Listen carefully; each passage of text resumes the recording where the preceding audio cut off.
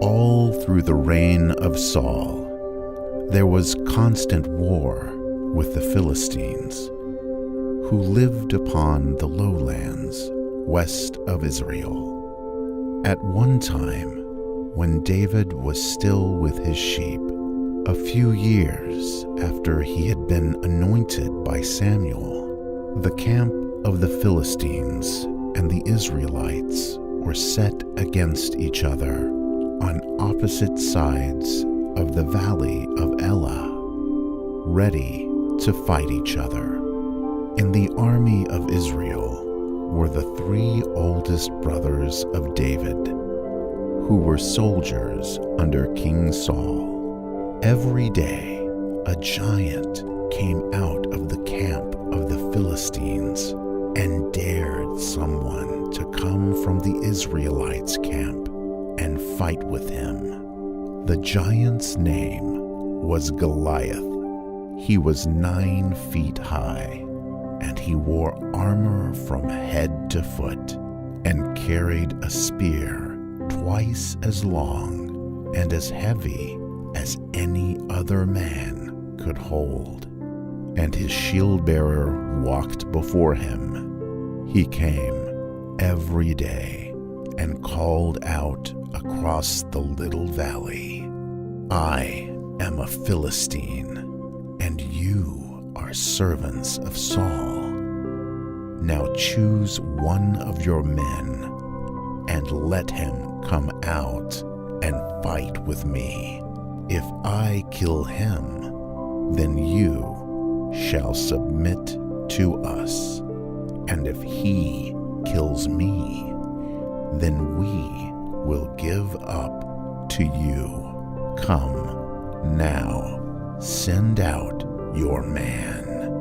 But no man in the army, not even King Saul, dared to go out and fight with the giant. The Israelites were mostly farmers and shepherds, and were not fond of war, as were the Philistines. Then, too, very few of the Israelites had swords and spears, except such rude weapons as they would make out of their farming tools.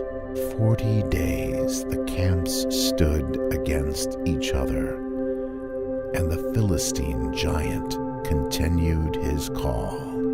One day, old Jesse, the father of David, sent David from Bethlehem to visit his 3 brothers in the army. David came, spoke to his brothers, and gave them a present from his father. While he was talking with them, Goliath, the giant, came out as before in front of the camp, calling for someone to fight with him. The Israelites said to one another, "If any man will go out and kill this Philistine, the king will give him a great reward and a high rank, and the king's daughter shall be his wife." And David said, "Who is this man that speaks in this proud manner against the armies of the living God? Why does not someone go out and kill him?" David's brother Eliab said to him, "What are you doing here, leaving your sheep in the field? I know that you have come down just to see the battle." But David did not care for his brother's angry words. He was thinking out some way to kill this boasting giant, while all the men were in terror. This boy thought of a plan. He believed that he knew how to bring down the big warrior with all his armor. Finally, David said, "If no one else will go, I will go out and fight with this enemy of the Lord's people." They brought David before King Saul. Some years had passed since Saul had met David, and he had grown from a boy to a man, so that Saul did not know him as the shepherd who had played on the harp before him in other days. Saul said to David, "You cannot fight with this giant. You are very young, and he is a man of war, trained from his youth." And David answered King Saul, "I am only a shepherd, but I have fought with lions and bears when they have tried to steal my sheep, and I am not afraid to fight with this Philistine. The Lord saved me from the lion's jaw and the bear's paw, and he will save me from this enemy, for I shall fight for the Lord and his people." Then Saul put his own armor on David, a helmet on his head, and a coat of mail on his body, and a sword at his waist. But Saul was almost a giant, and his armor was far too large for David. David said, "I am not used to fighting with such weapons as these. Let me fight in my own way."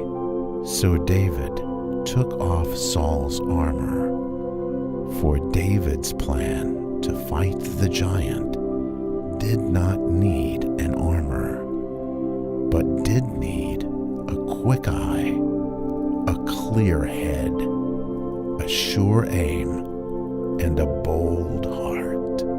And all these David had, for God had given them to him. David's plan was very wise.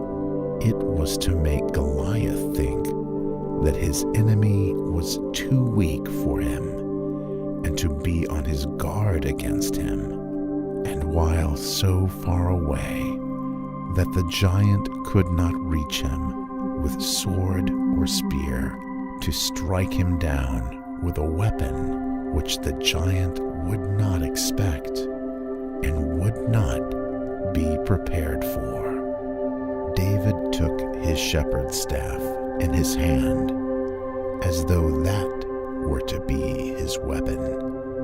But out of sight, in a bag under his mantle, he had 5 smooth stones carefully chosen, and a sling, the weapon he knew how to use. Then he came out to meet the Philistine. The giant looked down on the youth and despised him, and laughed at him. "Am I a dog," he said, "that this boy comes to me with a staff? I will give his body to the birds of the air and the beasts of the field." And the Philistine cursed David by the gods of his people.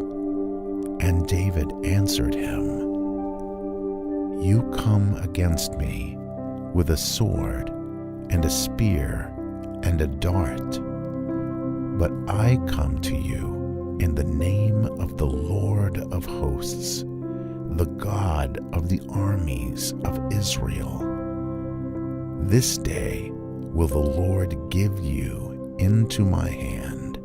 I will strike you down and take off your head, and the host of the Philistines shall be dead bodies to be eaten by the birds and the beasts, so that all may know that there is a God in Israel, and that he can save in other ways besides with sword and spear."